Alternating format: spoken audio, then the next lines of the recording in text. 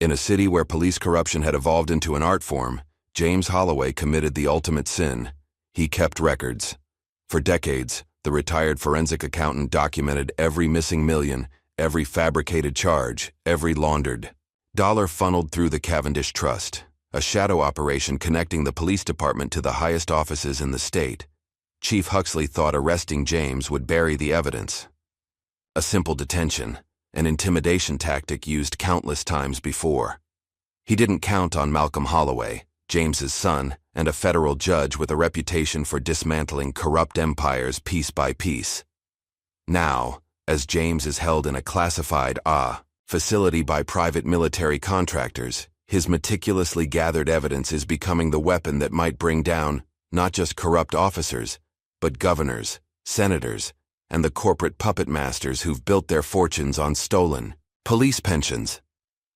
In the coming war between the Holloways and the system they're exposing, one thing becomes clear. Sometimes the most dangerous opponent isn't the one with the most power, but the one with nothing left to lose. Just before we get back to it, I'd love to know where you're watching from today. And if you're enjoying these stories, make sure you're subscribed, because tomorrow's special episode is one you definitely don't want to miss. The evening sun cast long shadows across Maple Street as James Holloway walked with a measured pace toward Wilson's corner store. At 68, his body moved a bit slower than in his prime, but his mind remained razor-sharp. Decades spent hunting financial criminals through labyrinthine accounting records had honed his attention to detail. Though retired for 5 years now, the habits of observation never left him. James adjusted his glasses and nodded to Mrs. Patterson watering her petunias. This walk to Wilson's had been his evening ritual since moving to the quiet neighborhood. 6 blocks to get fresh air, pick up the newspaper, maybe a pint of ice cream if the grandkids were visiting that weekend. What James didn't know was that his routine had been noted, cataloged, and marked for exploitation.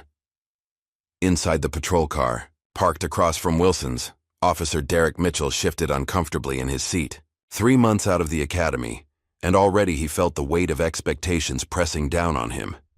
"Target's approaching," said Officer Brian Carter, tapping the steering wheel. At 26, Carter had 2 years on the force and carried himself with the false confidence of someone desperate to belong. "Remember what Sergeant Willis said? This guy's a troublemaker, always sticking his nose where it doesn't belong." Mitchell frowned. "What exactly did he do?" "Don't need the specifics," Carter replied, eyes following James as he entered the store. "Orders came from the top. We're just doing our job, keeping an eye on potential agitators." Mitchell remained silent, watching James through the store window. There was nothing threatening about the elderly black man in pressed khakis and a button-down shirt. Nothing that screamed troublemaker, but questioning orders wasn't how you survived your rookie year. Across the street, in an unmarked sedan with tinted windows, a man in an expensive suit observed the officers. He made a brief call. "Target has entered the location. Officers are in position." Inside Wilson's, James moved through the familiar aisles, nodding to Tom Wilson behind the counter. He noticed 2 black teenagers, maybe 16 or 17, being followed closely by the new clerk. A nervous young man James hadn't seen before. "Can I help you find something?" the clerk asked the teenagers, his voice carrying an edge of suspicion. "We're just looking," one of the teens replied, clearly uncomfortable. James watched as the clerk continued hovering, occasionally touching the phone in his pocket. The boys were simply browsing the snack aisle, yet the clerk's behavior suggested they were seconds away from armed robbery. The teenagers selected a few items and approached the counter. The clerk scrutinized each product as if checking for hidden weapons. "ID," the clerk demanded when they tried to purchase energy drinks. "We're just buying chips and soda," the taller teen explained. "Store policy, no ID, no service." James had seen enough. He approached the counter, newspaper tucked under his arm. "Tom Wilson never had that policy in the 15 years I've been coming here." The clerk startled. "Sir, this doesn't concern you." "I believe it does," James replied calmly. "Selective enforcement of non-existent policies is discrimination. That has consequences." "Are you threatening me?" The clerk's voice rose. No, James said. I'm educating you. I'll take my newspaper, and these young men will take their purchases. Then I'm going to have a conversation with Tom about his new hiring practices. The clerk's face flushed red. I'm calling the police. They're already outside, James noted, gesturing to the patrol car. Been watching the store for nearly an hour. The teenagers exchanged worried glances. James turned to them. Pay for your items. I'll wait with you. Outside, Mitchell and Carter observed the exchange through the window. Looks like we've got our agitator in action, Carter said, reaching for the door handle. Shouldn't we wait until something actually happens? Mitchell asked. Carter shot him a look. Something is happening. Let's go. As the officers entered, James was helping the teenagers collect their change. Is there a problem here? Carter asked, hand resting casually on his holster. No problem, James responded. These young men were making purchases. I was doing the same. Store clerk called in a disturbance, Carter said. Said you were threatening him. That's not what happened, one of the teenagers began, but Carter silenced him with a glare. ID, Carter demanded, looking at James. For what reason? James asked. I've broken no laws. Mitchell shifted uncomfortably as Carter took a step closer to James. Sir, we just need to verify your identity. Am I being detained? James asked, his voice steady. Because if not, I'll be on my way. Carter moved to block the exit. We've received reports of a disturbance. Standard procedure is to identify all parties involved. Reports from a clerk who was harassing these young men, James clarified. I simply intervened. ID. Now. Carter's voice hardened. I know my rights, officer, James said. Unless you're detaining me for specific suspicion of a crime, I'm not obligated to identify myself. Carter's face darkened. Mitchell watched the situation deteriorating, but felt powerless to intervene. Why are you being difficult? Carter demanded. Just show us your ID. Because selective enforcement of non-existent requirements is a pattern I'm familiar with, James replied. And I don't enable patterns of discrimination.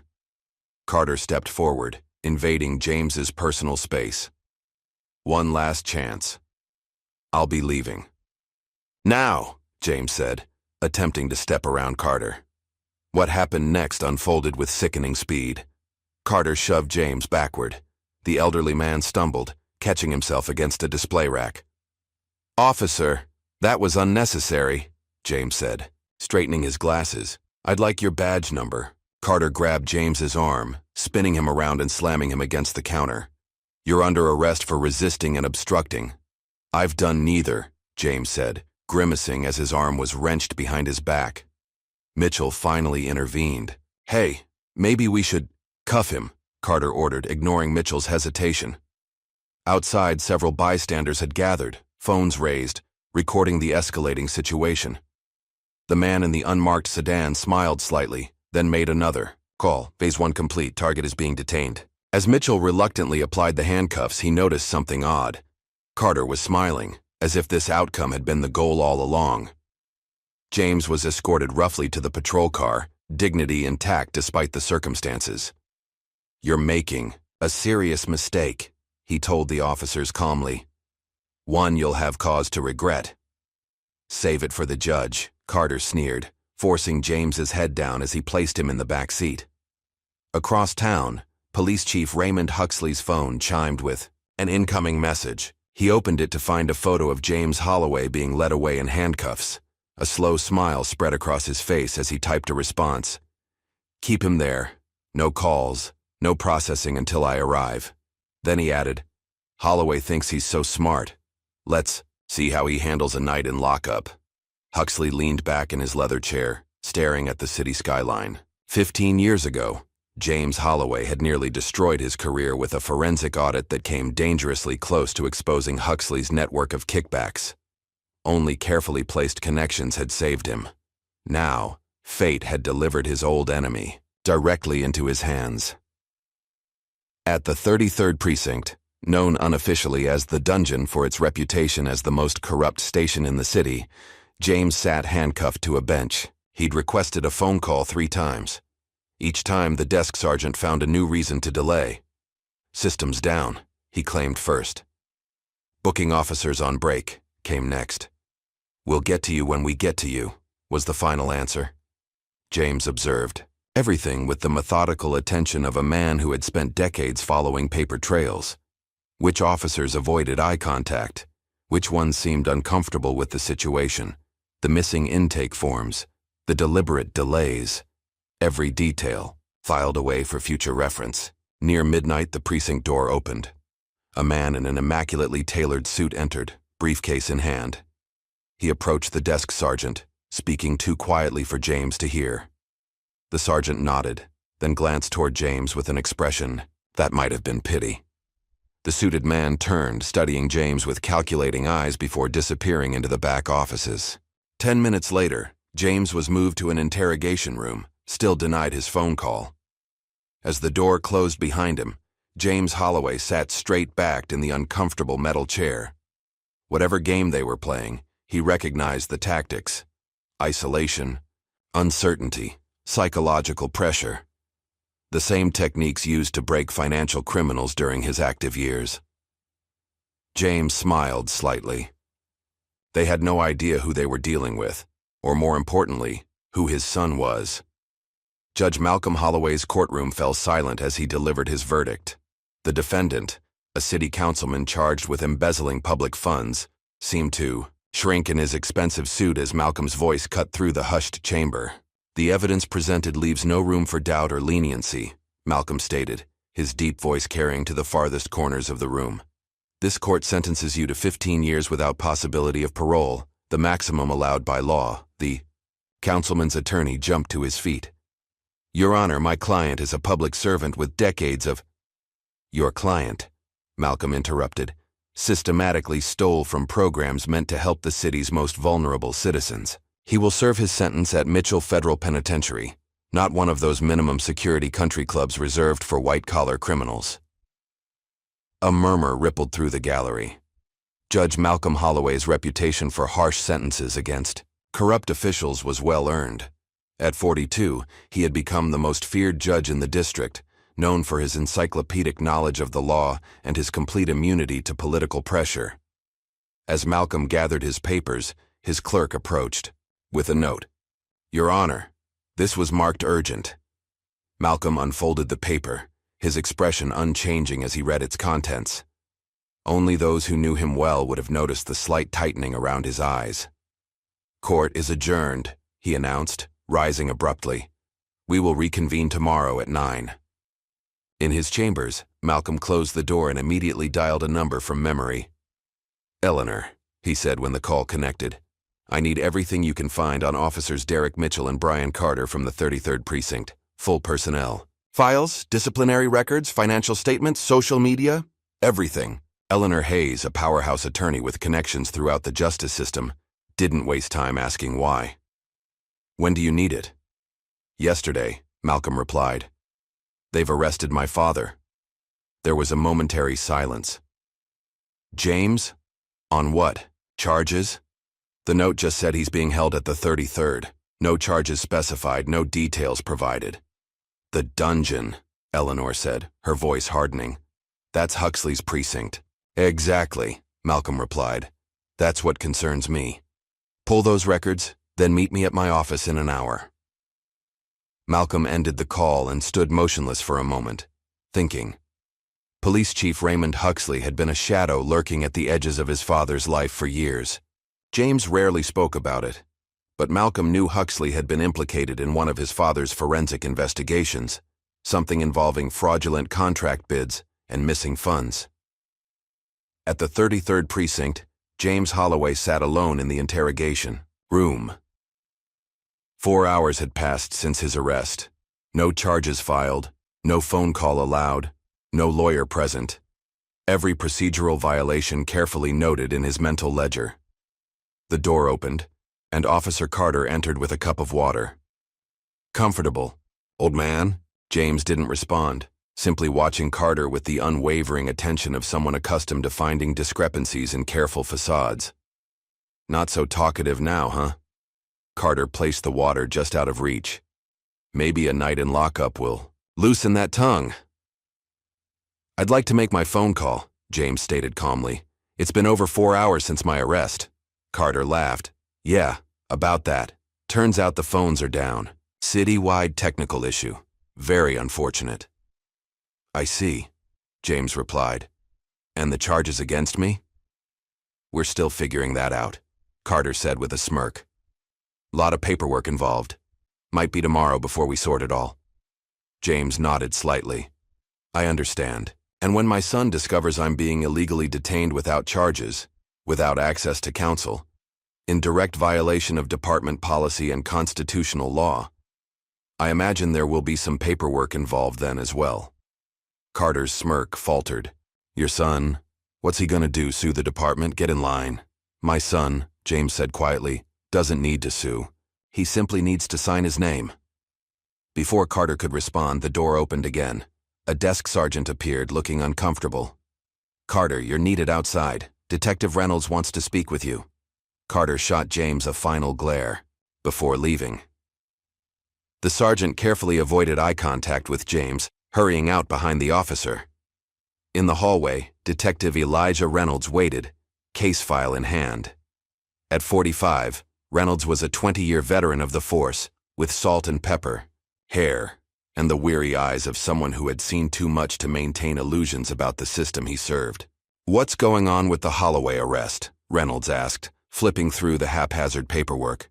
Carter shifted uncomfortably. Resisting and obstructing, maybe disorderly conduct. Really? Reynolds raised an eyebrow. Because there's no actual arrest report here. No Miranda documentation, no processing forms. We're getting to it, Carter replied defensively. Sergeant said to hold off on processing. Under whose authority? Carter hesitated. Orders from above. Reynolds closed the file.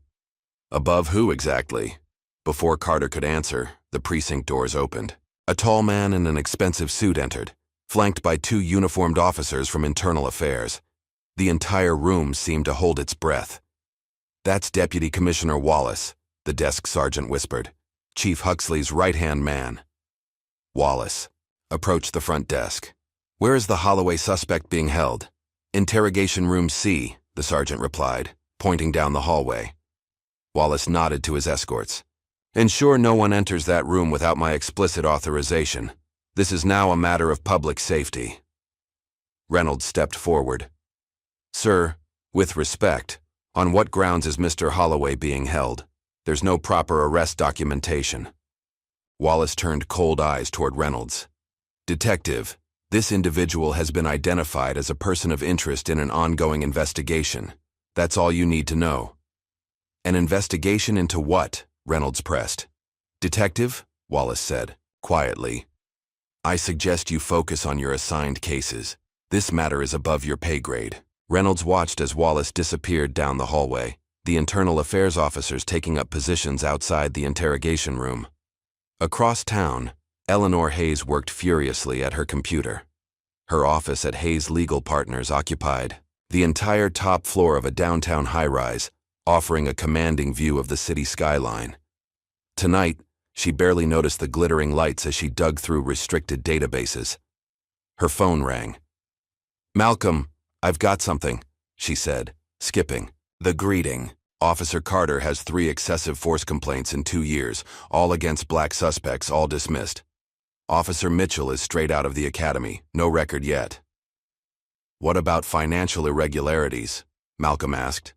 Carter's living beyond his means, Eleanor replied.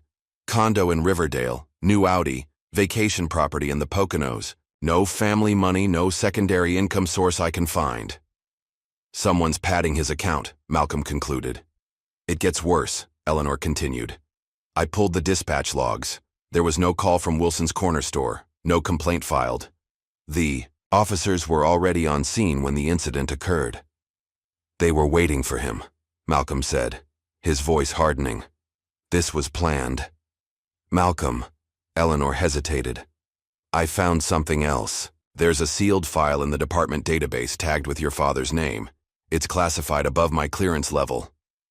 Can you crack it? Not remotely, Eleanor admitted, but I know someone who might be able to help. Give me an hour. Malcolm ended the call and stared out his office window. From the 30th floor of the courthouse building, he could see the lights of the 33rd precinct, 12 blocks away. His father was there, illegally detained, while corrupt officers fabricated charges against him. Malcolm reached for his phone again, dialing Judge Harriet Watkins, the senior judge on call for the night. "Harriet, it's Malcolm Holloway. I need an emergency release order for a detainee at the 33rd precinct." "Malcolm?" Judge Watkins sounded surprised. "It's almost midnight. This can't wait until morning?" "My father is being held without charges, denied his right to counsel in violation of department policy," Malcolm explained. "I need that order." Now there was a pause. "Your father, James Holloway?" "Yes. Can you issue the order?" Another pause. Longer this time. "I'll need to review the circumstances. The system shows he's being held in connection with an ongoing investigation." Malcolm frowned. "What investigation? What charges?" "It doesn't specify," Watkins admitted, "but it's flagged with high-level security clearance. I can't override that without proper authorization." "Harriet, you know me. You know my father. This is a clear violation of his rights." "I'm sorry, Malcolm," she said, sounding genuinely regretful. "My hands are tied on this one. The order came from above." "Above who?" Malcolm demanded. "I can't say more," Watkins replied. "I suggest you go through official channels in the morning." The call ended, leaving Malcolm staring at his phone in disbelief. Judge Watkins had never refused a legitimate legal request before.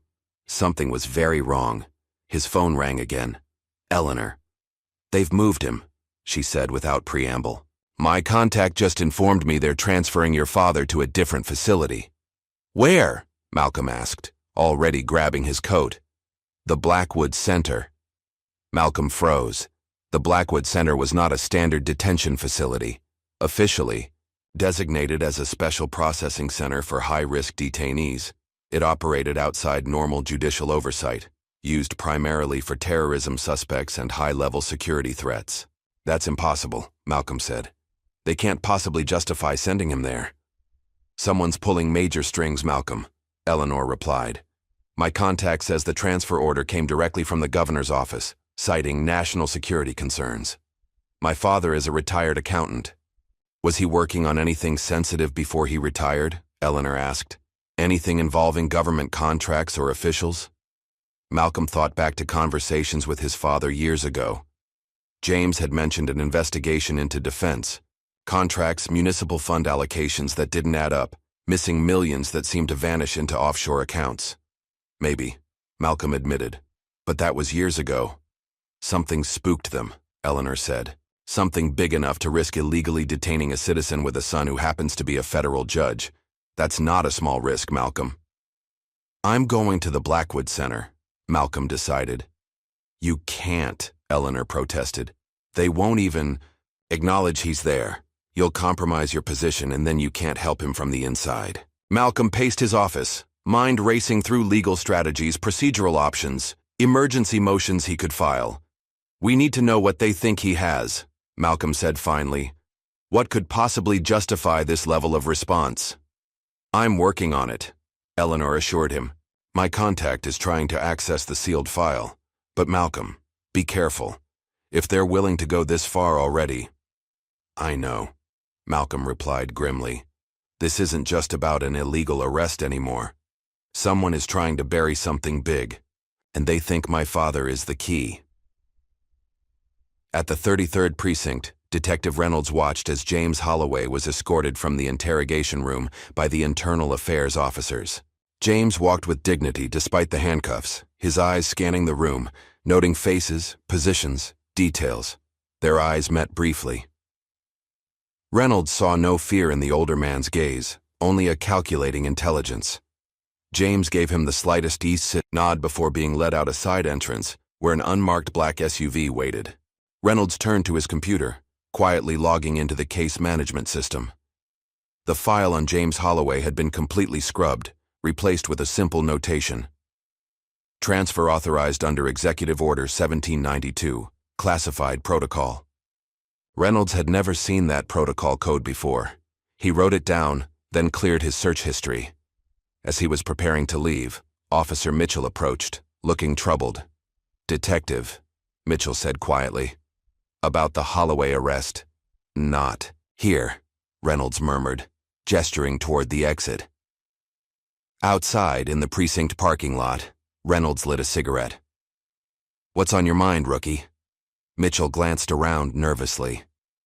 "Something's not right about what happened today. The way Carter pushed for that confrontation like he was expecting it. And now this high-level transfer? You asking questions, Officer Mitchell?" "I just want to know if we did the right thing," Mitchell said. "Mr. Holloway didn't seem like the troublemaker we were told to watch for." Reynolds studied the younger officer.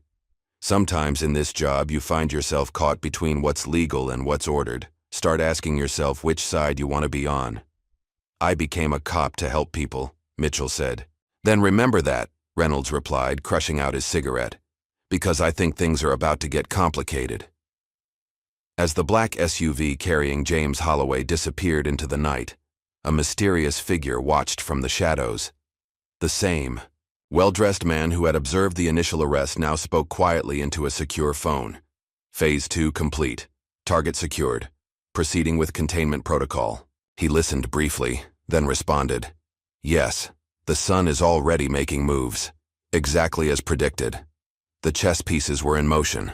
The board was set, and James Holloway, a seemingly ordinary retired accountant, had somehow become the central piece in a game with stakes higher than anyone yet realized." Malcolm Holloway stared at the rain pelting against his office window, the nighttime city lights blurring into watery smears. 24 hours had passed since his father's arrest, and the sense of powerlessness was eating him alive. Behind him, the door opened with a soft click. "You look terrible," Eleanor said, placing a coffee on his desk. Dark circles shadowed her eyes, her normally immaculate suit slightly rumpled from an all-night research session. "Any word from your FBI contact?" Malcolm asked, ignoring the coffee. Eleanor nodded, lowering her voice despite the privacy of Malcolm's chambers. "Thomas called. He says your father's name appeared in an ongoing federal corruption probe, something called Operation Blacklight. It's classified well above Thomas's clearance level." "That makes no sense," Malcolm said, raking fingers through his short-cropped hair. "My father's been retired for 5 years. What could he possibly have to do with an active federal investigation?" Eleanor perched on the edge of his desk. "Thomas couldn't access details, but he said the case involves historical financial crimes. Apparently, they've been building it for over a decade." Malcolm frowned. "Did he have any information about the Blackwood Center?" "Only that it's used for high-value detainees who possess sensitive national security information." Eleanor hesitated. "Malcolm, no one gets lawyer visits at Blackwood. It operates under counterterrorism protocols. They can't just disappear a U.S. citizen without due process." Eleanor's laugh was hollow. "Tell that to the dozens of people already held there." Malcolm turned back to the rain-streaked window. "There has to be a legal avenue. I've filed emergency motions with every judge in the district," Eleanor said. "They've all been mysteriously reassigned or delayed. Someone's blocking us at every turn." Malcolm's phone buzzed with an unknown number. He answered cautiously. "Judge Holloway," came a voice disguised by an electronic filter. "Your father is being interrogated by Agent Marcus Webb of the Financial Crimes Task Force. They believe he has information about offshore accounts tied to defense contracts from 2018. "Who is this?" "Someone who believes in justice," the voice replied. "Meet me at Riverside Park East Entrance 1 hour." The line went dead. Malcolm looked at Eleanor. "I need to go." "That's obviously a trap," she warned. "Maybe," Malcolm conceded. "But right now it's all we have." At the Blackwood Center, a nondescript concrete building with no exterior signage, James Holloway sat across from a man in a charcoal suit. The windowless room held only a metal table and 2 chairs. A camera blinked in the upper corner. "Mr. Holloway," said the man, his voice precisely modulated. "I'm Agent Webb. Do you know why you're here?" James folded his hands calmly. "I know this detention is illegal. I know my constitutional rights are being violated. Beyond that, I assume this relates to something I uncovered during my professional career." Webb opened a thin file. Project Cavendish, he said, watching James's face. Does that name mean anything to you? A flicker of recognition crossed James's features before he carefully controlled his expression. I investigated many projects over 40 years. Names blur together. This one wouldn't blur, Webb pressed. 20 years ago, you performed a forensic audit on defense contracts flowing through the state, specifically infrastructure security upgrades. I performed hundreds of audits. Webb leaned forward. Mr. Holloway, we know you kept records. Personal notes that never made it into official reports. We need those records. Even if such records existed, James replied evenly, I've been retired for 5 years. Ancient history. Not ancient to the people who stand to lose everything. If those records surface. Webb's tone hardened. People with enough influence to make you disappear into a hole so deep your federal judge son would never find you. James maintained his composed exterior, but his mind raced. The Cavendish Project. Of course he remembered. The missing millions, the irregular signatures, the offshore transfers, all pointing to a massive embezzlement scheme involving military supply contracts. He'd been ordered to drop the investigation, told it was a matter of national security. But he'd kept digging privately, kept his own records. I want to see my son, James said finally. Webb closed the file. Cooperate, and maybe that becomes possible. Continue stonewalling, and this conversation moves to less comfortable surroundings. Meanwhile, Malcolm sat on a park bench, collar turned up against the persistent drizzle. The park was nearly empty, the rain discouraging casual visitors. A slender woman with short silver hair approached, sitting beside him without making eye contact. Judge Holloway. You're not who I expected, Malcolm observed. Judith Winters, investigative reporter, Washington Post, she replied quietly. I've been tracking police corruption in major cities for 18 months. Your father's name came up in my research. How? 5 years ago, James Holloway was conducting an audit for the Defense Contract Audit Agency. He discovered discrepancies in police equipment procurement across 3 states. Millions in federal funds diverted to shell companies. She passed him a thumb drive. His final report was buried, but he kept personal records. Records that could expose a corruption network reaching to the governor's office. Malcolm pocketed the drive. Why are you helping us? Because I've lost 2 sources already, Judith replied grimly. One disappeared. One had an accident. Your father might be the only living person who can connect all the dots. If what you're saying is true, these people have incredible reach. How do I fight that? Judith stood to leave. You don't fight an octopus tentacle by tentacle, you aim for the head. As she walked away, she called over her shoulder, check the Cavendish Trust, that's where it all leads. Back at her office, Eleanor worked furiously, her fingers flying, across her keyboard. A quiet knock interrupted her concentration. Her assistant poked his head in. There's an Officer Mitchell here to see you, says it's about James Holloway. Eleanor tensed. Send him in. Officer Mitchell entered, nervously removing his cap. Ms. Hayes? I was one of the officers who arrested James Holloway. I think we were set up. Eleanor studied him carefully. Why come to me? Because something's happening at the precinct. Files disappearing, officers being reassigned. And this morning, Carter, my partner, didn't show up for roll call. His girlfriend reported him missing. Missing or hiding? Mitchell shook his head. His apartment was ransacked, and I received this. He held out his phone showing a text message. Stay quiet or you're next. Who sent it? Blocked number. Mitchell's hands trembled slightly. Detective Reynolds suggested I talk to you. Said, you might know what's really going on. Eleanor leaned back, weighing her options. Officer Mitchell, what I'm about to tell you could end your career. Or worse. Are you sure you want to be involved? I became a cop to uphold the law, Mitchell said, straightening his shoulders. Not to be part of whatever this is. At that moment, across town, Detective Reynolds sat in his car, reviewing old case files. His phone rang. An unknown number. Detective Reynolds, came a gravelly voice. Walk away from the Holloway case. This is bigger than you. Who is this? Someone who doesn't want to see another good cop become collateral damage. The old man stumbled onto something he shouldn't have. Leave it alone. The call ended. Reynolds stared at his phone, then at the case files spread on the passenger seat.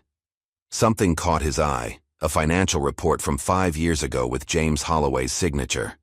The same report referenced military-grade equipment purchased by the department that had never appeared in their inventory.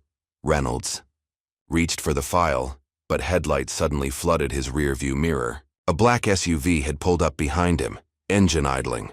Reynolds slowly reached for his service weapon, but before he could react, the SUV reversed and disappeared down the street. A warning. Meanwhile, James sat alone in his cell, mentally reviewing the details of the Cavendish investigation. There had been a ledger, a physical record he'd kept separate from the official investigation. He'd documented every irregular transaction, every falsified signature, every shell company. Names, dates, account numbers, all meticulously recorded. He'd hidden it years ago, sensing the danger even then. Hidden it where only someone who knew him intimately would think to look. Hidden it in plain sight in his old office, behind the framed photo of young Malcolm at his law school graduation. James closed his eyes, hoping his son would make the connection before it was too late. In Malcolm's apartment, Eleanor examined the thumb drive from Judith Winters. This contains partial financial records from something called the Cavendish Trust. It's an offshore account in the Cayman Islands that received over $50 million from police equipment contracts. Who controls it? Malcolm asked. That's the problem. It's buried under layers of shell companies. But look at this authorization signature. She pointed to a scanned document. It matches samples from Governor Wilson's office. Malcolm studied the screen. That's not enough to build a case. No, but this might help. Eleanor pulled out her phone, showing an email from her contact. Remember that sealed file I mentioned? My source finally cracked it. It contains a single memo ordering all investigations into the Cavendish Trust closed by executive privilege, signed by Chief Huxley and countersigned by a Department of Defense official. Malcolm paced the room. So we have a corruption scandal tying the police department to the governor's office and potentially the DOD. But why move against my father now, after all these years? Maybe they're tying up loose ends, Eleanor suggested. Or maybe your father has something they desperately need to keep hidden. Malcolm stopped suddenly. The ledger. What ledger? My father always kept personal records separate from official investigations. He called it his insurance policy. Malcolm grabbed his keys. I need to get to his house before they do. It's probably already been searched, Eleanor warned. Not his house, his office, the study in his basement. He always said the safest place to hide something is where no one thinks to look.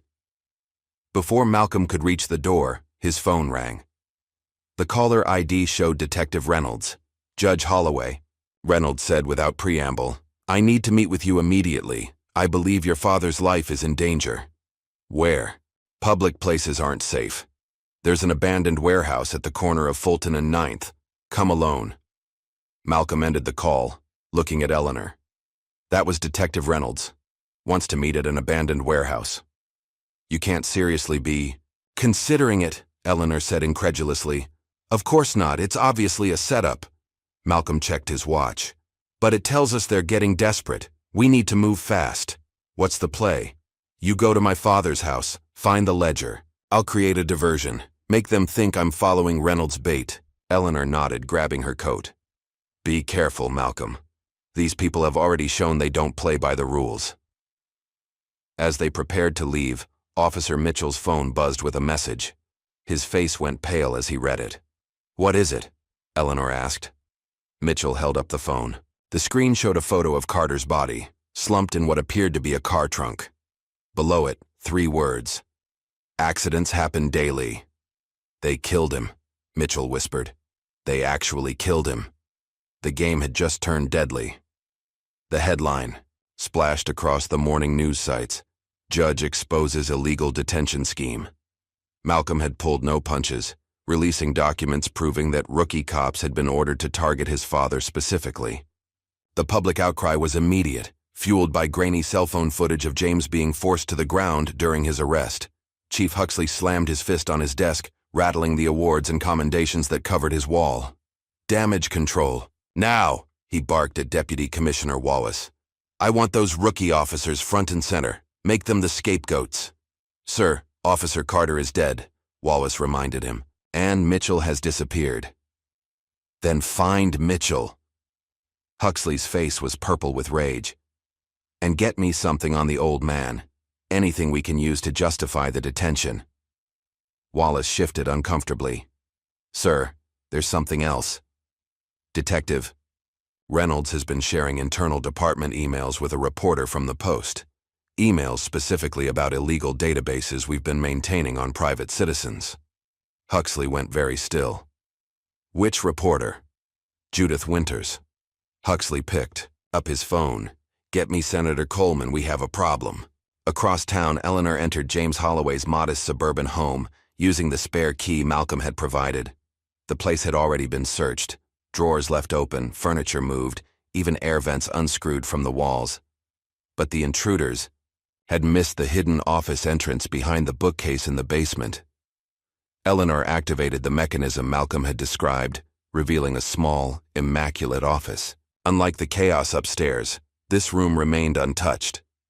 James had designed it years ago, a secure space where he could work without fear of surveillance or intrusion. She moved directly to the wall of family photos, focusing on the image Malcolm had described himself at his law school graduation, standing proudly beside his father. Eleanor carefully removed the frame from the wall, revealing a small wall safe. Using the combination Malcolm had provided, his mother's birthday, Eleanor opened the safe. Inside was a leather-bound ledger, its pages filled with James's meticulous handwriting. She took a photo of each page, sending them directly to Malcolm's secure server before replacing the ledger exactly as she'd found it. As she carefully reset the bookcase entrance, Eleanor heard a noise upstairs, the front door opening. Someone else had arrived. Malcolm sat in his parked car half a block from the abandoned warehouse, watching as unmarked vehicles surrounded the building. His diversion was working. They believed he'd taken Reynolds' bait. In reality, Detective Reynolds himself had called Malcolm from a burner phone 10 minutes after their initial conversation. Judge Holloway, someone used my phone to contact you, he'd warned. I think they're planning an ambush. Now Malcolm observed from a safe distance as men in tactical gear positioned themselves around the warehouse.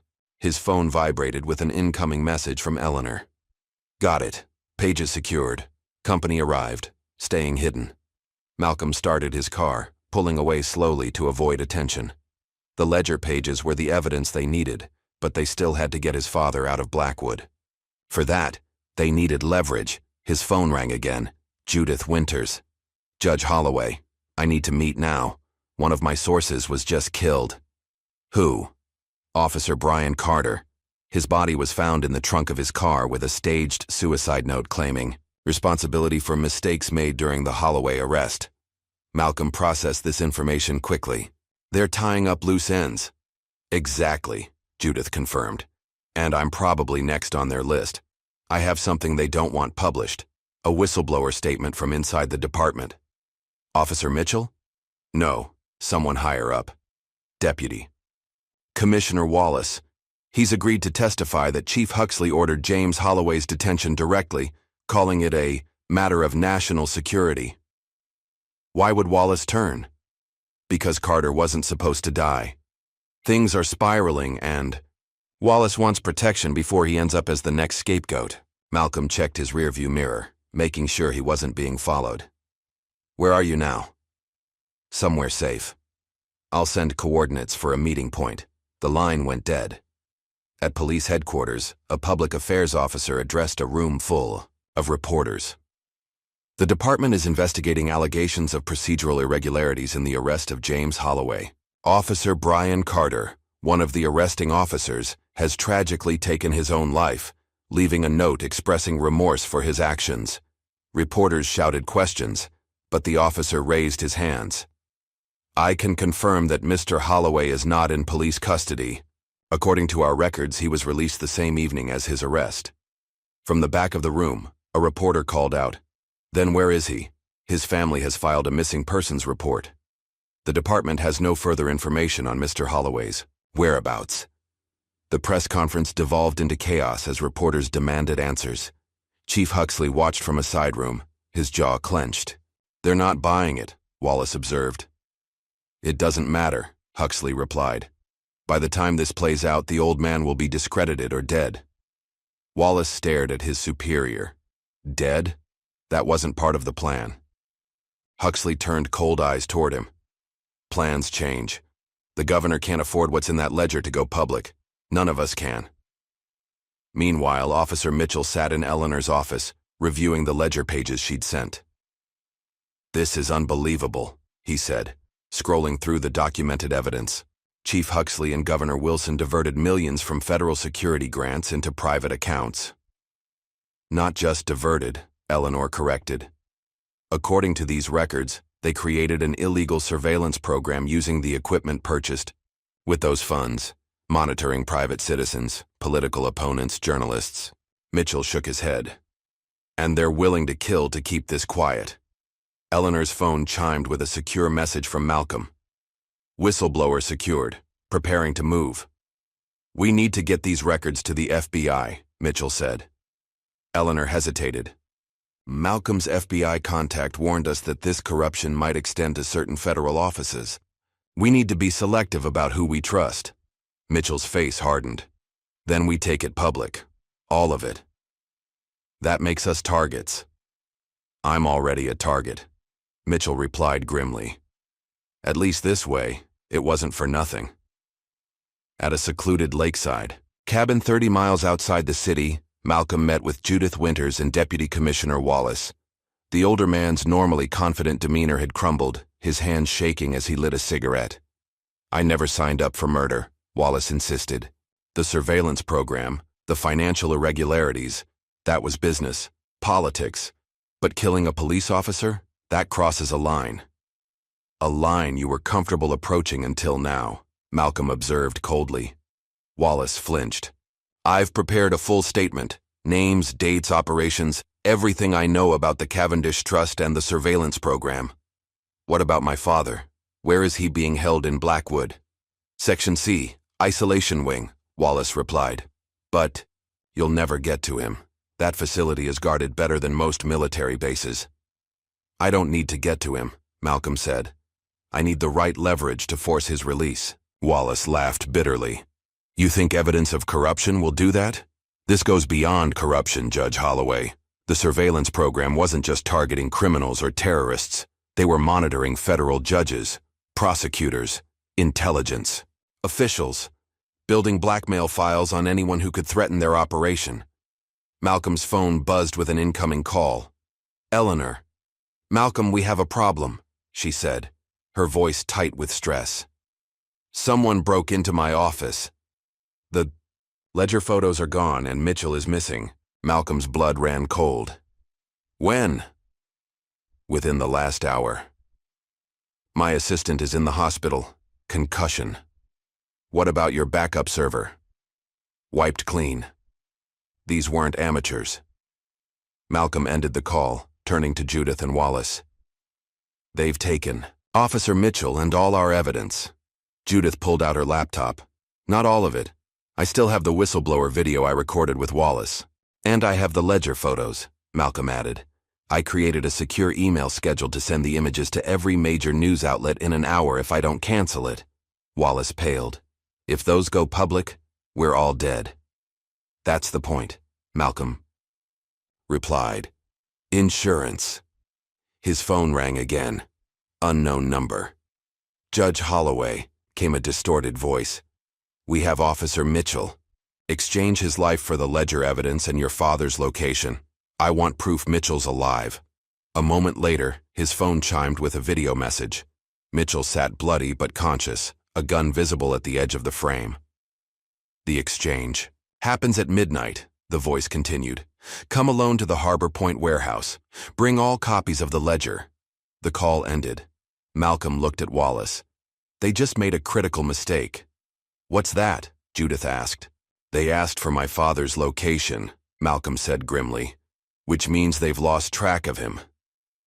At the Blackwood Center, Agent Webb returned to James Holloway's cell, only to find it empty. He immediately triggered an alarm, sending the facility into lockdown. "What happened?" he demanded of the security officer. "Transfer order came through an hour ago," the officer explained, pulling up documentation on his tablet. Signed by Deputy Director Sanders. Webb snatched the tablet, studying the authorization. "This is forged. Sanders is in Washington today." "Sir, the prisoner was transferred by standard protocol. 2 agents, proper credentials, approved vehicle." Webb slammed the tablet down. "Find out where they took him now." Back at the cabin, Malcolm prepared for the midnight meeting. "The ledger stays secure," he told Judith. "I'll bring blank pages. By the time they realize the deception, the real evidence will be public." "And Mitchell?" Judith asked. "I'm not sacrificing him," Malcolm assured her. "But we need to be smart about this. They've clearly lost control of the situation if they don't know where my father is." Wallace, who had been silent for several minutes, suddenly spoke up. "What if they didn't lose him? What if someone else took him?" Malcolm turned. "What do you mean?" "There were rumors," Wallace said hesitantly, "about federal prosecutors building a case against the governor. Deep cover investigation, years in the making." "You think the FBI extracted my father?" Wallace shook his head. "Not FBI. Something else. Something with enough clout to override Blackwood security protocols." Malcolm's phone buzzed with another message, a single line of text from an unknown number. "Harbor Storage Unit 228, combination 11-1763. "What's the significance of those numbers?" Judith asked, looking over his shoulder. Malcolm stared at the message. "My birthday." At Harbor Storage, Malcolm cautiously approached Unit 228, Eleanor at his side. The storage facility was deserted. At this late hour, security cameras conveniently malfunctioning according to the apologetic night manager. Malcolm entered the combination. The padlock clicked open. Inside the unit sat a single chair, occupied by a man in an expensive suit. The same mysterious figure who had observed James's arrest. "Judge Holloway," the man said calmly. "I apologize for the theatrics, but security protocols must be observed." "Who are you?" Malcolm demanded. "Someone who shares your interest in the Cavendish Trust." The man handed Malcolm a business card. "No name, just a federal seal and a phone number. Your father is safe. He's been placed in protective custody as a key witness in an ongoing federal corruption investigation." Eleanor stepped forward. "Why should we believe you?" The man smiled slightly. "Because I could have had both of you eliminated at any point in the past 48 hours. Instead, I've been ensuring your evidence remains intact while preventing certain parties from silencing you permanently." "Where is my father?" Malcolm pressed. "That I cannot tell you, for his safety and yours. But I can assure you he is comfortable and being treated with respect." The man checked his watch. "In approximately 20 minutes, federal agents will arrest Governor Wilson, Chief Huxley, and 12 other conspirators involved in the Cavendish operation." "And Officer Mitchell?" Eleanor asked. "Already extracted. The men holding him are now in custody." Malcolm studied the mysterious man. "You've been watching this whole time, letting it play out." "We needed them to expose themselves," the man confirmed. "Your father's unfortunate detention accelerated our timeline, but it also flushed out actors we might have missed otherwise." "So my father was bait," Malcolm said bitterly. "No," the man corrected. "Your father was a crucial witness who possessed evidence we needed. His detention was not part of our plan, but we adapted." He stood, straightening his impeccable suit. "The evidence you've gathered will ensure these criminals face justice. Your father's testimony will be the final nail in their coffin." "When can I see him?" Malcolm asked. "Soon," the man promised, heading for the door. "Once the arrests are complete." He paused, turning back. "One last thing, Judge Holloway. This conspiracy extends beyond your city. What you've uncovered is merely one tentacle of a much larger beast." As the suited man disappeared into the night, Malcolm exchanged looks with Eleanor. The battle was nearly won, but the war, it seemed, was just beginning. Dawn broke over the city skyline as Malcolm stood on the courthouse steps, surrounded by reporters. The previous night's promised arrests had indeed occurred. The evening news had shown Governor Wilson and Chief Huxley being led away in handcuffs. But Malcolm's father remained in protective custody at an undisclosed location, and the mysterious federal operative had gone silent. Today I'm filing a federal lawsuit against the police department, the governor's office, and the operators of the Blackwood Center, Malcolm announced to the assembled press. The systematic corruption and civil rights violations perpetrated against my father and countless others cannot go unpunished. Judge Holloway, called out a reporter, given your personal connection to this case, how can you ensure impartiality? I'm filing as a private citizen, not as a judge, Malcolm clarified. The case will be assigned randomly within the federal court system to ensure complete impartiality. Another reporter raised her hand. Sources within the police department claim your father was detained as part of an ongoing national security investigation. Can you respond to that? That claim is a fabrication designed to justify illegal detention, Malcolm replied firmly. My father is a retired forensic accountant who uncovered corruption. That's why he was targeted. As the press conference continued, Eleanor slipped through the side entrance of the courthouse, carrying the legal filings. The halls were unusually quiet for a Monday morning. She approached the clerk's office and handed over the thick stack of documents. Federal civil rights action, she explained, needs immediate processing due to ongoing detention concerns. The clerk, a veteran court employee named Margaret whom Eleanor had known for years, glanced at the papers, then around the empty office. She lowered her voice.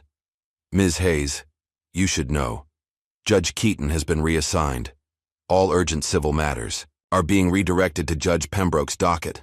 Eleanor felt a chill. Judge Walter Pembroke was notorious for dismissing civil rights cases against law enforcement. When did this happen? Orders came down last night, Margaret whispered. Very unusual. Several case reassignments all at once. Eleanor nodded her thanks and stepped away, immediately texting Malcolm. They're stacking the deck. Pembroke got our case. Outside, Malcolm concluded the press conference and checked his phone. Reading Eleanor's message, his jaw tightened. They were being outmaneuvered before they'd even begun. Back in his office, Malcolm found a formal notice on his desk.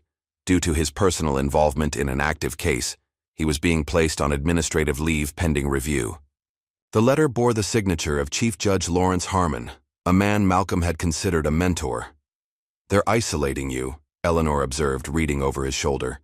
Cutting off your access and authority. It won't work, Malcolm replied, though doubt had begun to creep into his voice. The evidence speaks for itself. Eleanor wasn't so sure. We need to find out where they're holding your father. Without his testimony, it's our word against a system that's already circling the wagons. Malcolm's phone rang, a blocked number. Holloway, he answered.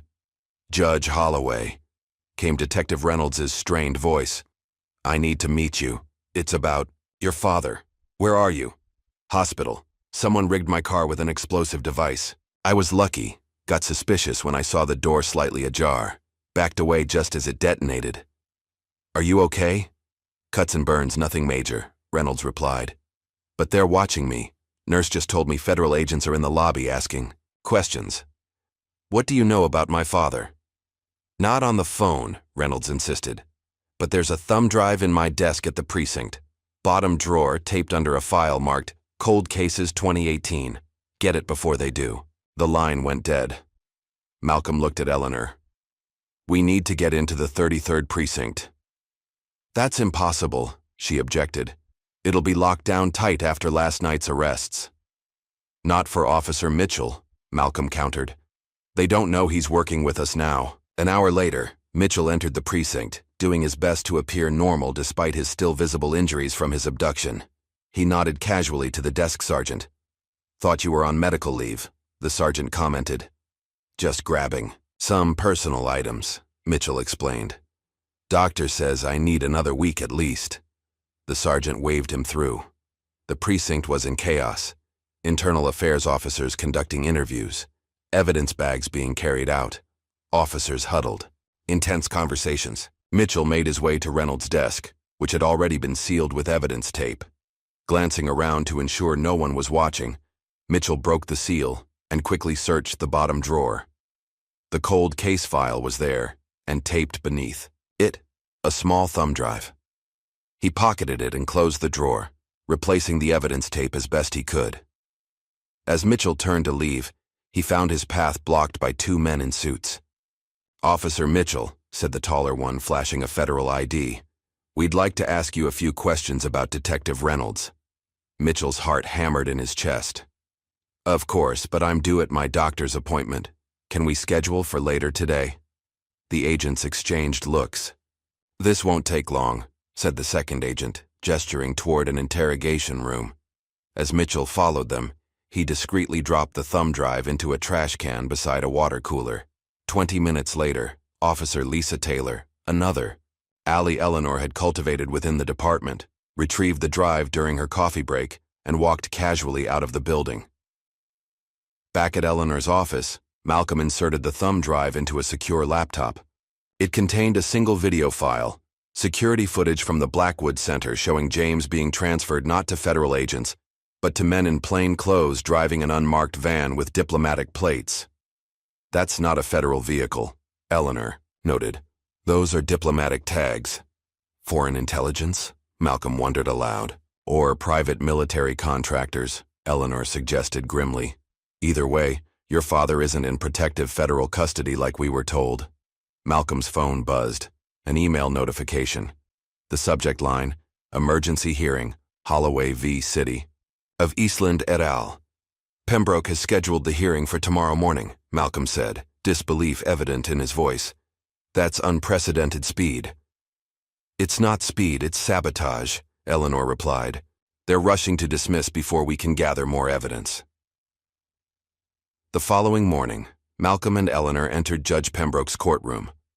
The judge, a corpulent man with thinning gray hair and cold eyes, barely looked up as they took their places at the plaintiff's table. "Your Honor," Eleanor began, "we request a continuance to properly prepare—" "Denied," Pembroke interrupted. "The government has filed a motion to dismiss on grounds of national security. Let's proceed with that matter first." A new face had appeared at the defense table, Assistant U.S. Attorney Caroline Winters, representing the federal government's interests. "Your Honor," Winters addressed the court, "the government moves to dismiss this case under the state secrets privilege. Mr. Holloway's detention involves classified matters that cannot be litigated in open court without risking serious damage to national security." "That's absurd," Malcolm interjected. "My father is a retired accountant, not a spy." Pembroke glared over his reading glasses. "You'll have your turn, Mr. Holloway." "Your Honor," Winters continued smoothly, "I've submitted a classified declaration for in-camera review explaining the government's position. I'm not at liberty to discuss its contents in open court." Malcolm watched in growing horror as Pembroke nodded, reviewing the sealed documents with exaggerated care. "Ms. Hayes," Pembroke finally said, "I've reviewed the government's submission. The national security concerns are legitimate and substantive. This case is dismissed." "Your Honor," Eleanor protested, rising to her feet, "we haven't even been allowed to present evidence of the civil rights violations." "My ruling is final," Pembroke cut her off. "This matter is closed." As they left the courtroom, a courier approached Malcolm, handing him an envelope. Inside was a single sheet of paper with the governor's office letterhead, containing sworn testimony from a confidential informant claiming James Holloway had been involved in financial crimes for years. "They're framing him," Malcolm said, crumpling the paper, "creating a false narrative." Outside the courthouse, reporters swarmed around them. One thrust a microphone toward Malcolm. "Judge Holloway, how do you respond to allegations that your father was involved in embezzling police pension funds?" Malcolm froze. "What allegations?" Another reporter jumped in. "The governor's office just released a statement claiming James Holloway was an unregistered intelligence asset who exploited his position to siphon funds offshore." "That's a complete fabrication," Malcolm replied, struggling to maintain his composure. A third reporter raised her phone. "They've released banking records showing transfers to accounts allegedly controlled by your father." Malcolm felt the ground shifting beneath him. The counter-narrative was already spreading, painting his father as the criminal. That evening, Malcolm sat in Eleanor's office as she paced furiously. "They've fabricated evidence," she fumed. "Those bank records are forgeries." "But effective ones," Malcolm noted grimly. "Half the city already believes my father is guilty." Eleanor's assistant entered with a stack of files. "This just came from our FBI contact." Malcolm flipped through the documents. Sealed court orders authorizing surveillance on James Holloway dating back 3 years, all based on credible evidence of financial crimes. They've been building this frame-up for years, he realized, waiting for the right moment. "The question is why," Eleanor said. "Why go to these lengths to discredit your father?" Malcolm looked up. "Because of what he knows, what he documented in that ledger." Their conversation was interrupted by a call from Officer Mitchell. "Judge Holloway," he said urgently, "a witness just came forward claiming to have information about your father's detention, then recanted an hour later. Threatened. His exact words before going silent. They said they'd kill my family if I... After hanging up, Malcolm received another call. The mysterious suited man from the storage unit. "Judge Holloway," the man said without preamble, "you're being watched. Your offices are compromised. Trust no one within the system." "Who are you really?" Malcolm demanded. "Someone who wants the same thing you do. Justice. But there are forces at work here beyond your comprehension. Forces with tentacles throughout the judiciary, law enforcement, even my own organization." "Why should I believe anything you say?" Malcolm asked bitterly. "You claimed my father was in protective custody. That was a lie." A pause. "Not a lie. An assumption. His extraction from Blackwood wasn't our operation. Someone else got to him first." "Who?" "That's what concerns me," the man admitted. "The diplomatic plates suggest involvement from certain foreign interests who've been tracking the Cavendish operation for their own purposes." "What purposes?" "Judge Holloway," the man said gravely. "The Cavendish Trust isn't just about police corruption or embezzled funds. It's about a shadow network with connections to private military contractors, intelligence agencies, and foreign governments. Your father's ledger is the key to unraveling all of it." After the call ended, Malcolm stared at the phone, processing this new information. Eleanor watched him with concern. How deep does this go? She wondered. Before Malcolm could answer, breaking news flashed across Eleanor's office television. Federal judge accused of judicial misconduct. They watched in stunned silence as Malcolm's face appeared on screen, accompanied by allegations of intimidating witnesses and abusing judicial authority to pursue a personal vendetta. "They're coming after you directly now," Eleanor realized. Malcolm nodded grimly. "And they're just getting started." The following week unfolded like a nightmare. Malcolm's reputation, meticulously built over decades, crumbled under a coordinated assault. News outlets that had initially supported him now questioned his motives and ethics. Judicial review panels convened emergency sessions to examine his pattern of misconduct. Walking to his car after yet another hostile interview, Malcolm found his windshield smashed, the word corrupt spray-painted across the hood. When he arrived home that evening, his house had been vandalized, windows broken, walls defaced with similar accusations. Eleanor's firm wasn't faring better. Clients mysteriously withdrew their business. Tax auditors appeared without warning. Building inspectors discovered violations requiring immediate, costly remediation. "They're systematically destroying us," Eleanor admitted as they sat in her nearly empty office, most of her staff having resigned under pressure.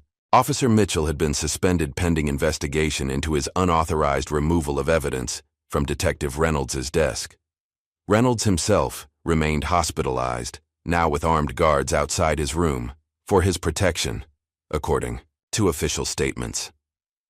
"What about Judith Winters?" Malcolm asked. "Has she published anything about the Cavendish Trust?" Eleanor shook her head. "She's gone dark. Her editor says she's on leave for personal reasons." "Threatened or bought off?" "Does it matter?" Eleanor replied wearily. "Either way, we've lost another ally." Malcolm's phone buzzed with yet another news alert. Judicial Ethics Committee recommends disbarment for Judge Holloway. He set the phone down without commenting. The committee's recommendation was a foregone conclusion, orchestrated by the same forces that had dismissed his lawsuit and smeared his father's reputation. "We need to regroup," Eleanor said, trying to rally their spirits. "They've won this round, but the game isn't over, isn't it?" Malcolm questioned. "They control the courts, the media, law enforcement. Anyone who sides with us faces destruction. Even if we had my father's testimony, who would listen now?" Eleanor leaned forward, her expression suddenly animated. "Wait, the ledger. They've been frantically trying to discredit both you and your father. What if the ledger contains something so damaging they're willing to destroy everything to keep it hidden?" "We have the photos you took," Malcolm reminded her. "But we haven't really analyzed them," Eleanor countered. "We've been so focused on the legal battle, we haven't looked deeply at what James actually documented." Malcolm nodded slowly. "You're right. Let's go through it page by page." For the next several hours, they meticulously examined every entry in James Holloway's ledger. Names, dates, account numbers, cross-references, all documented with the precision of a forensic accountant. "Look at this," Eleanor said, pointing to a recurring notation. "Cavendish Trust, primary beneficiary." "But he never identifies who that is." Malcolm frowned, studying the pattern. "It's coded somehow. My father was always paranoid about security. He wouldn't write the name directly." Eleanor squinted at the page. "There's a pattern to these account numbers. The third digit sequence repeats across multiple entries." "Not account numbers," Malcolm realized suddenly. "It's a simple substitution cipher. Letters converted to numbers." They worked feverishly, converting the numerical sequences back to letters. When the pattern finally emerged, Malcolm sat back, stunned. "Senator William Blackwood," he read aloud, "Chairman of the Defense Appropriations Committee." "My God," Eleanor whispered. "That explains everything. The classification, the national security claims, the extraordinary measures to silence your father." "Blackwood controls billions in defense spending," Malcolm added. "If he's been skimming funds through the Cavendish Trust." "It's not just skimming," came a voice from the doorway. They turned to find Detective Reynolds, his arm in a sling, face still bandaged from the car bombing. "How did you get in here?" Eleanor demanded. "Your building's security is compromised," Reynolds replied. "Has been for days. I came through the service entrance." Malcolm studied the detective warily. "Why are you here?" "Because I found something else while investigating the Cavendish Trust," Reynolds said, placing a flash drive on the desk. "Something worse than embezzlement." Malcolm inserted the drive into his laptop. It contained surveillance footage and internal memos detailing a covert program using civilian populations for illegal surveillance. The program, codenamed Neighborhood Watch, employed modified police equipment to turn ordinary devices, phones, smart speakers, even appliances, into listening devices. "They've been spying on everyone," Reynolds explained. "Judges, prosecutors, politicians, journalists, anyone who might expose the operation." "That's how they've stayed ahead of us," Malcolm realized. "They've been listening to our conversations, tracking our movements, anticipating our every move, and using the information for blackmail," Reynolds added. "That's why so many officials and judges suddenly turned against you. They're being coerced." Malcolm processed this staggering revelation. "We need to get this information out. All of—" "How?" Eleanor questioned. "Every channel we might use is compromised or under surveillance." Malcolm considered their limited options. "We need to go underground. Connect with people who know how to operate outside the system. I might know someone," Reynolds offered cautiously. "An old contact from my time in FBI joint operations. He works with a network of former intelligence officers who investigate corruption." "Can you trust him?" Malcolm asked. Reynolds nodded. "He was your father's colleague years ago, Thomas Sullivan." "Sullivan," Malcolm repeated, the name triggering a memory. "My father mentioned him. Said if things ever went sideways, Sullivan was the one person I could trust." That night, in an abandoned warehouse converted into a makeshift secure facility, Malcolm met with Thomas Sullivan. a silver-haired man with piercing blue eyes, and the focused intensity of someone accustomed to high-stakes operations. "Your father and I worked together on government contract investigations," Sullivan explained. "He was the best forensic analyst I ever knew, could follow money through dozens of shell companies without losing the trail." "Do you know where he is now?" Malcolm asked. Sullivan shook his head. "Not specifically, but I believe he's being held by private contractors working for Senator Blackwood. The diplomat plates were a cover. Those men work for Sentinel Security Group, Blackwood's personal enforcement team." "Why take such risks?" Eleanor questioned. "Why not just have James killed if he's such a threat?" "Because they need to know what he shared and with whom," Sullivan explained. "James always kept his most damaging evidence compartmentalized. They know there's more than just the ledger." Sullivan's team had established a secure communication network and provided Malcolm and Eleanor with clean phones and laptops. For the first time in weeks, they could speak freely without fear of surveillance. "We've been analyzing your father's ledger," Sullivan continued, spreading printouts across a makeshift table. "The Cavendish Trust is more than just an embezzlement scheme. It's the financial backbone of a shadow intelligence operation run by private interests." "Blackwood," Malcolm surmised. "Blackwood and others," Sullivan confirmed. "They've created a state within the state, a private intelligence apparatus with tentacles throughout law enforcement, judiciary, even mainstream media." "How do we fight something that entrenched?" Eleanor asked.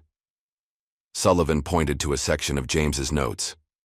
"Your father documented every transaction, every participant, but he also documented something they don't know about, the original source of the funds." Malcolm leaned closer. "Which was?" "Police pension funds," Sullivan revealed. "Over $200 million siphoned from retirement accounts across 3 states. That money was used to build the surveillance infrastructure, bribe officials, and fund black operations." "Those are real people's retirement savings," Eleanor noted. "Thousands of police officers who have no idea their money was stolen." Malcolm saw the strategy immediately. "If this gets out, even corrupt officers will turn against them. Nobody touches police pensions." "Exactly," Sullivan agreed. "That's your leverage." For the first time in weeks, Malcolm felt a glimmer of hope. "We need to get this information to people who can't be silenced or bought." "My team has been building a secure distribution network," Sullivan explained.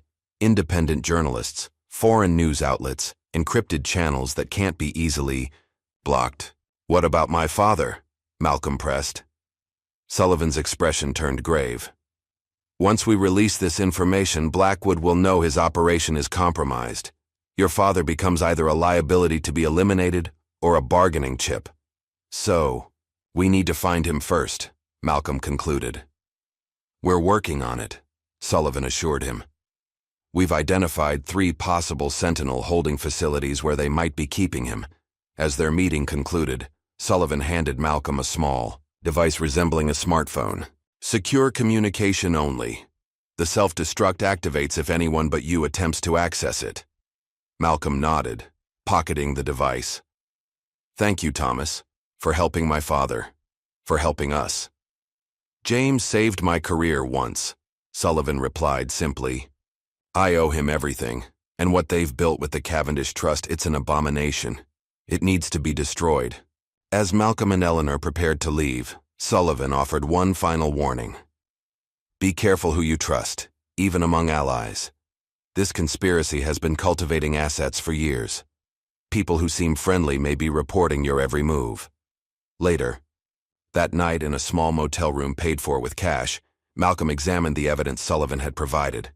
One name kept appearing throughout James's coded notes: Cavendish Trust. The connection was always the same: police pension funds flowing into privately held accounts, then dispersed through a labyrinth of shell companies. Eleanor pored over transfer records. "Look at this pattern. Every major fund transfer occurred within days of significant police equipment purchases, military-grade surveillance gear mostly.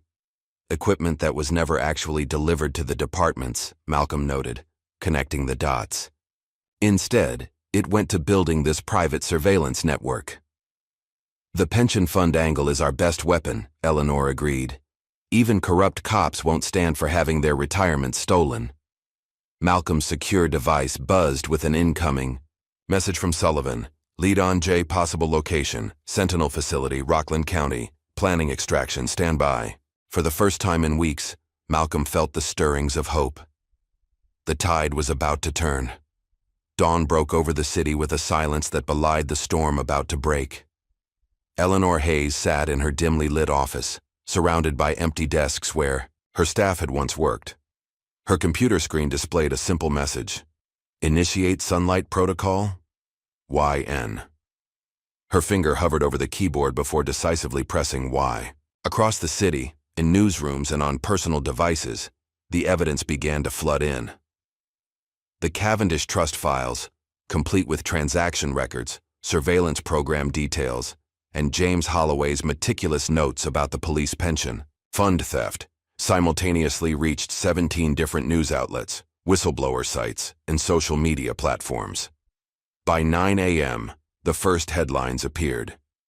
Massive police corruption exposed, 200 million stolen from officer pensions.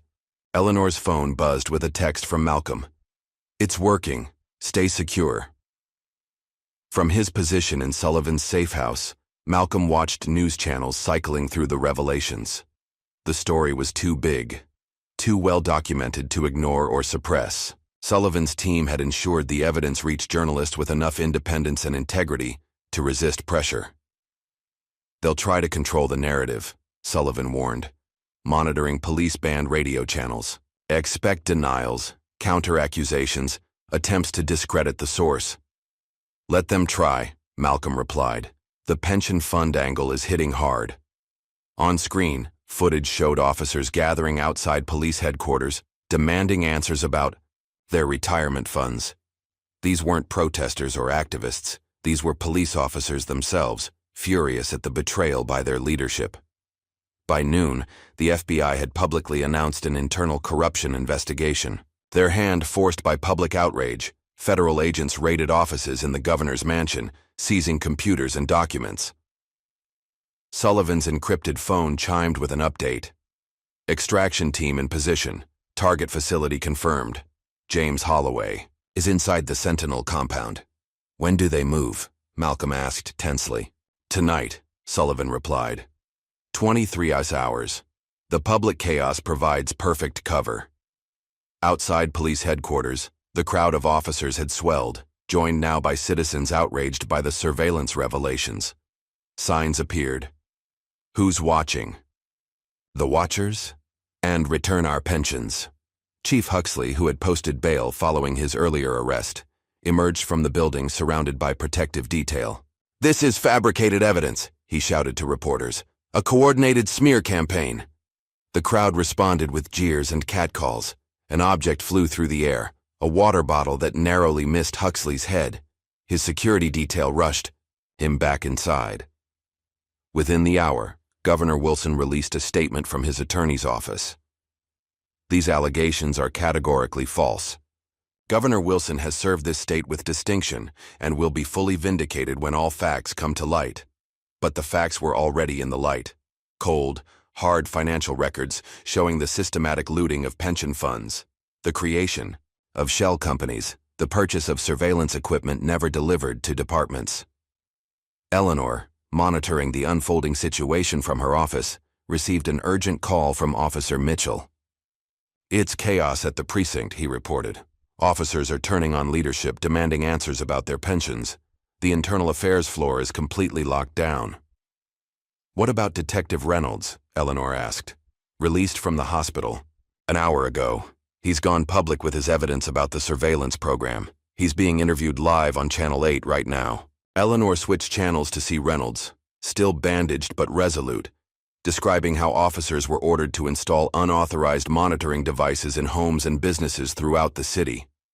This wasn't about fighting crime, Reynolds explained to the stunned interviewer.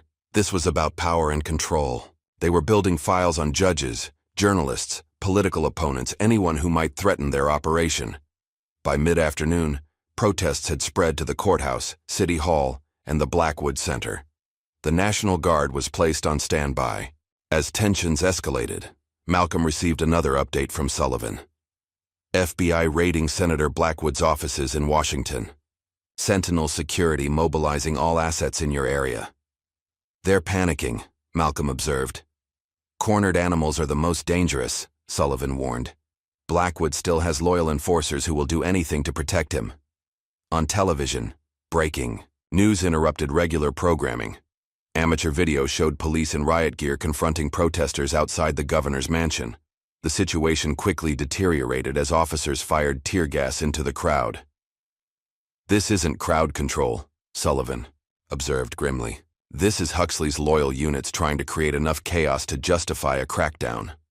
Malcolm nodded. He's trying to drown our evidence in a bigger story. It won't work, Eleanor assured them via secure video call.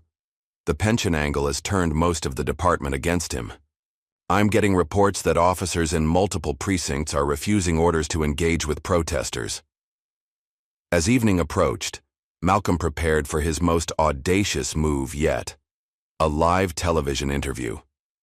Despite Sullivan's security concerns, Malcolm insisted on going public. It's our best protection, he argued. If something happens to me now, it only confirms everything we've revealed. At 8 p.m., Malcolm appeared on National News Network, facing veteran anchor Catherine Palmer. His once pristine reputation might be in tatters, but his bearing remained that of a federal judge. Dignified, authoritative, unshaken. Judge Holloway, Palmer began. These allegations against Senator Blackwood, Governor Wilson, and Chief Huxley are extraordinary. What evidence can you offer beyond the documents already circulating?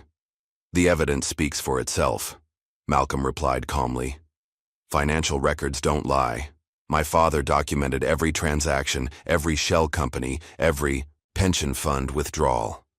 But what the public needs to understand is that this isn't just about stolen money. It's about the systematic corruption of our institutions, police, courts, media, all compromised to protect a shadow operation run by people who consider themselves above the law.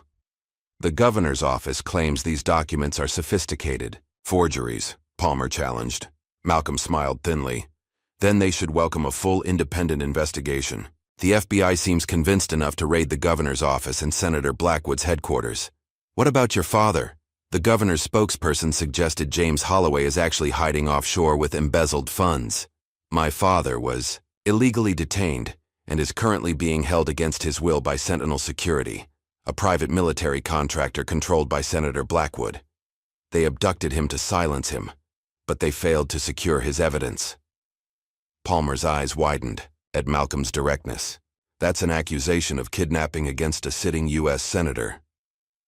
It's a statement of fact, Malcolm countered, and I have video evidence of my father being transferred to Sentinel operatives from the Blackwood Center. As the interview continued, Malcolm methodically laid out the entire conspiracy: the pension theft, the surveillance program, the intimidation of witnesses, the manipulation of the courts. This is not just corruption, he concluded. This is an attempt to create a private power structure operating above and outside our democratic institutions, a shadow government answerable to no one. By the time the interview ended, social media was exploding with reactions. Malcolm's calm, detailed presentation had resonated with viewers tired of political spin and denial. Sullivan met him outside the studio. Bold move. The extraction team is in final position. They move on the Sentinel facility in 90 minutes. Any word from inside? Our source confirms your father is alive, being held in the central building. Blackwood's people are scrambling, trying to decide whether to move him or eliminate the problem entirely. Malcolm checked his secure phone, a message from Eleanor. Governor Wilson just fled his residence. State police refused to provide escort. He's on his own.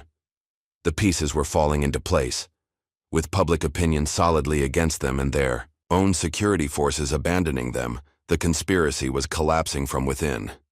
At 10:30 p.m., as Sullivan and Malcolm monitored the impending extraction operation, breaking news flashed across all channels. An audio recording had surfaced of Governor Wilson directly ordering the cover-up of James Holloway's illegal detention. I don't care what it takes, Wilson's voice declared clearly.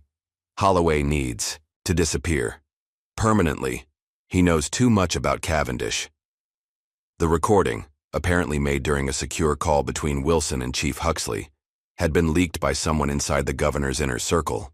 Rats fleeing the sinking ship. Sullivan's phone lit up with an urgent message. Extraction team compromised. Heavy resistance at Sentinel facility. Backup required. Malcolm stared at the message, blood running cold. What does that mean? It means they were expecting us, Sullivan replied grimly, already gathering equipment. Someone leaked the operation. I'm going with you, Malcolm insisted. Absolutely not, Sullivan countered. You're the public face of this fight. If something happens to you, he's my father, Malcolm said simply. I'm going. As Malcolm and Sullivan prepared to join the extraction team, Eleanor coordinated with federal prosecutors who had finally stepped in, filing RICO charges against the entire network, the police department, city hall officials, and corporate executives tied to Sentinel security. Across town, National Guard units established a perimeter around the federal building where evidence was being gathered. The city teetered on the edge of chaos, but with a crucial difference: the public now understood who the real criminals were. Rain lashed down as Sullivan's tactical team approached the Sentinel security compound. Set on 50 acres of private land and surrounded by an electrified fence, the facility resembled a military installation more than a corporate headquarters. This is where they're holding my father? Malcolm asked, studying the compound through night vision binoculars from their position in the tree line. Sullivan nodded. Sentinel maintains private detention facilities for clients with problems that can't go through official channels. Your father is in Building C, Central Complex. The initial extraction team had breached the perimeter, but encountered heavily armed resistance inside. Communication with them had been lost 30 minutes earlier. What's the new plan? Malcolm asked. Secondary entry point, Sullivan explained, pointing to a maintenance tunnel shown on the facility schematics. Less defended, but higher risk once inside. Malcolm checked the tactical vest Sullivan had provided. Let's move. Their team consisted of 6 former Special Forces operators, men and women who had once served their country before becoming disillusioned with the system they protected. Now they fought a different battle, exposing corruption from within. Remember, Sullivan cautioned, as they prepared to move, these aren't police or regular security. These are ex-military contractors, highly trained and well paid to eliminate problems without questions. They moved through the rain-soaked grounds, bypassing security sensors using equipment that would have been illegal for civilians to possess. Malcolm followed closely, acutely aware that he was the least prepared person on this rescue mission. At the maintenance tunnel entrance, Sullivan's tech specialist disabled the alarm system. We have 7 minutes before their security protocols. Force a system reset. The tunnel stretched ahead, dimly lit by emergency lighting. They moved quickly, encountering no resistance until they reached the central building's sub-level. Something's wrong, Sullivan whispered. Security's too light. Maybe the main team drew their forces, Malcolm suggested. Sullivan shook his head. They knew we were coming. They should have this place locked down tight. They emerged into a corridor lined with holding cells. Most stood empty, but in the third cell, a figure sat motionless on a metal cot. Dad! Malcolm rushed forward, security protocols forgotten. James Holloway looked up, his expression shifting from resignation to shock. Malcolm, what are you doing here? Sullivan's team quickly breached the cell lock. James stood shakily, embracing his son. You shouldn't have come. It's a trap. Before Malcolm could respond, alarms blared throughout the facility. Red emergency lights bathed the corridor in an eerie glow. Move! Sullivan ordered. Back to the tunnel! They helped James along, the older man weakened by days of captivity but still alert. As they reached the junction leading back to the tunnel, gunfire erupted from both directions. Sullivan's team returned fire, creating covering positions in doorways. They've cut off our exit, Sullivan shouted over the gunfire. We need another way out. Malcolm supported his father as they retreated into a side room, some kind of security monitoring station. Screens displayed various parts of the facility, including the main entrance where several black SUVs had just arrived. Those aren't Sentinel vehicles, Sullivan observed. studying the newcomers disembarking with tactical gear. Those are federal agents. FBI? Malcolm asked hopefully. Sullivan zoomed in on their insignia. No, something else, higher clearance level. James pointed to another screen showing a helipad on the roof. That's our way out. Sullivan, do you still have air support? On standby, 15 minutes out, Sullivan confirmed. But we need to reach the roof. The security station provided access to the building's systems. Sullivan's tech specialist quickly located the emergency stairwell routes. East stairwell is our best option. Less coverage from security cameras. They moved carefully through the corridors, avoiding direct confrontation where possible. James, despite his weakened condition, kept pace, his mind clearly focused on escape. Did you secure the ledger? He asked Malcolm as they climbed the stairs. We have it all, Malcolm assured him. The Cavendish Trust, the pension theft, the surveillance program. Everything's public now. James nodded with satisfaction. Then Blackwood is finished. Blackwood is just one head of the Hydra, Sullivan cautioned. This goes deeper than a single senator. As they reached the 4th floor, gunfire erupted from below. Sullivan's team took defensive positions, returning fire to cover their continued ascent. 2 more floors, Sullivan called out. Extraction chopper is inbound. Suddenly, the stairwell door above them opened. Malcolm raised his weapon instinctively, but Sullivan pushed it down as a familiar figure appeared. The same well-dressed man who had met Malcolm at the storage unit. This way, the man said urgently. My team has secured the roof access. Sullivan hesitated. Who are you really? National Intelligence Oversight Division, the man replied. We've been building a case against this network for years. You used us as bait, Malcolm accused. We used the chaos you created as cover to insert our team, the man corrected. Now move before this entire operation collapses. They followed him through a maze of corridors, the sounds of gunfire echoing throughout the building. Multiple forces were clearly engaged in combat below. Sentinel security, federal agents, possibly local law enforcement. The building is being seized by 3 different agencies, each with their own agenda, the suited man explained as they hurried toward the roof. Welcome to interagency cooperation. As they burst onto the rooftop, rain lashing down around them, a helicopter approached. Through the storm clouds, searchlight scanning for the extraction point. There's our ride, Sullivan shouted over the roar of the approaching aircraft. The roof access door crashed open behind them. Armed men in tactical gear poured out, weapons raised. Their leader stepped forward, a tall man with silver hair and cold eyes. Senator Blackwood, James Holloway said, his voice carrying despite the helicopter noise. Still doing your own dirty work? James, Blackwood acknowledged with a tight smile. You've been a persistent problem for too long. It's over, Senator, Malcolm declared. The evidence is public. The FBI is raiding your offices. Your operation is finished. Blackwood laughed, the sound chilling even against the storm. You think this was my operation? I'm just the public face. The infrastructure you exposed is the mere tip of the iceberg. He's stalling, Sullivan warned as the helicopter drew closer to the landing pad. You exposed one network in one city, Blackwood continued. But we control police departments across the country. The true power isn't in the pension funds or even the surveillance program. It's in what we've built with those resources.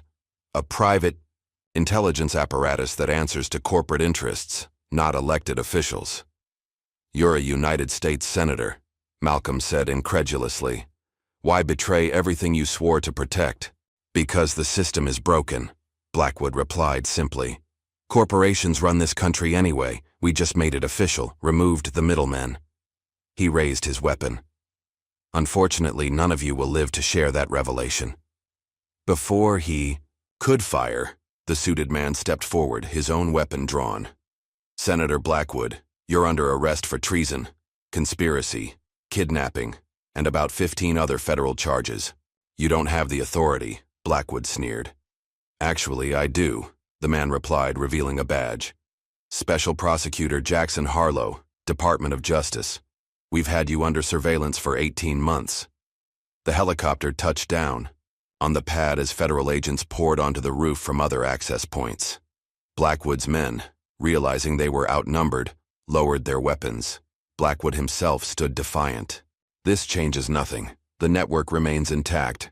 I'm just one node in a system too big to dismantle." "We'll take our chances," Harlow replied, nodding to his agents to take Blackwood into custody. "And we have James Holloway's complete records, not just about Cavendish, but about every operation you've been involved with for the past 20 years. As Blackwood was led away, Malcolm turned to his father. "Is he right? Is this bigger than just Blackwood and his operation?" James nodded grimly.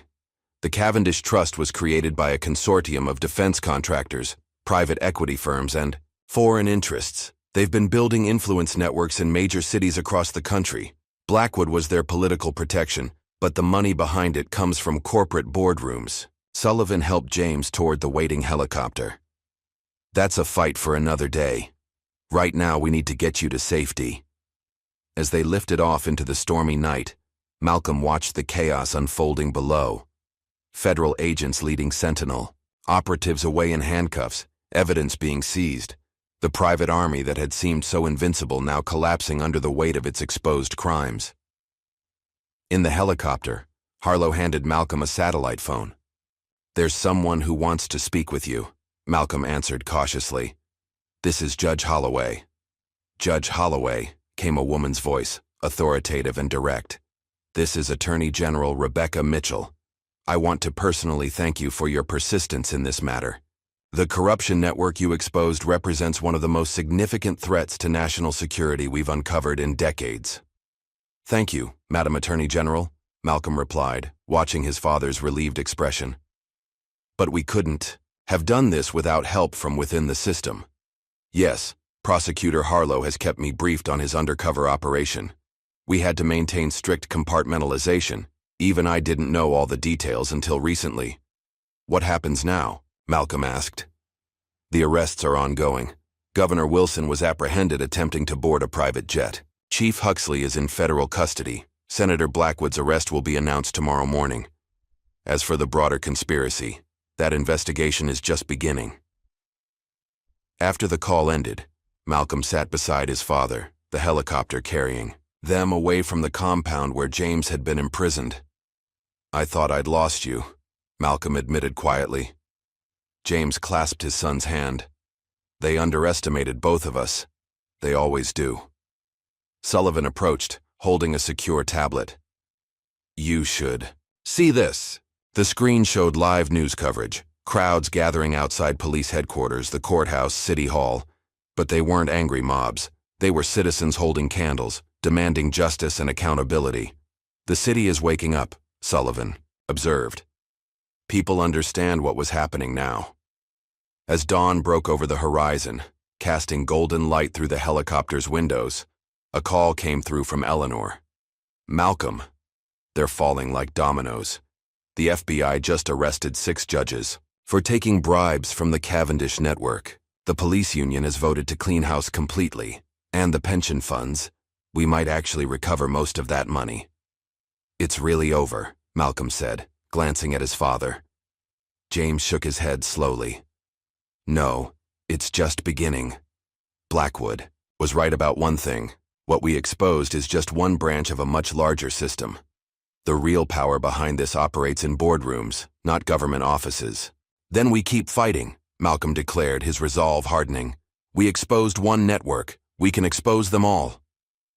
As the helicopter banked toward the rising sun, Harlow received a message on his secure phone. His expression darkened as he read. "Problem?" Sullivan asked. "Maybe," Harlow admitted.